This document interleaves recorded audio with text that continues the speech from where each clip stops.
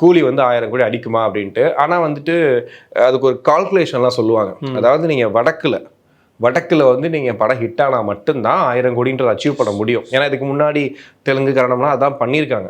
பெரிய மார்க்கெட் அதுதான், ஒத்துக்கலாம், தப்பு இல்ல. ஒத்துக்கலாம். ஏன்னா அங்க Fact தானே. ஹிட் ஆனாதான் உங்களுக்கு வந்துட்டு அங்க இருக்க வசூல் ஒரு 500 crores கிட்ட, இங்க 500 crores சேர்த்து வரும்.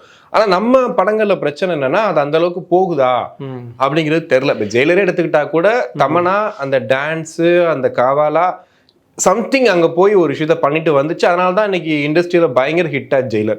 ஸோ இப்போ அடுத்து கூலின்னும் போது அதுக்கான சாராம்சம் இருக்கும்னு எனக்கு தோணுது.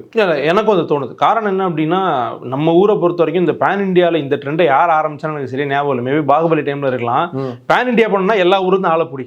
இந்த கிரிக்கெட் விளையாட போறது, ராஜமௌலி அது கிரிக்கெட் விளையாட போறதுக்கு வடிவேலும் சத்யராஜும், நீ யாரு, ரவி மேஸ்திரி, நீ ரவி சாஸ்திரி, அந்த மாதிரி ஊருக்கா பஸ்ஸை விட்டு அங்க இருக்கவங்க எல்லாம் அள்ளி போட்டு படம் பண்ற ஒரு ட்ரெண்ட் வந்துச்சு. அது ஒரு நல்ல ஸ்ட்ராட்டஜி.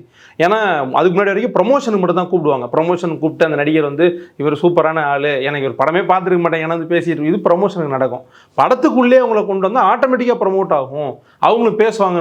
அது எல்லாமே ஒரு ஸ்ட்ராட்டஜி, நல்ல ஸ்ட்ராட்டஜி தான்.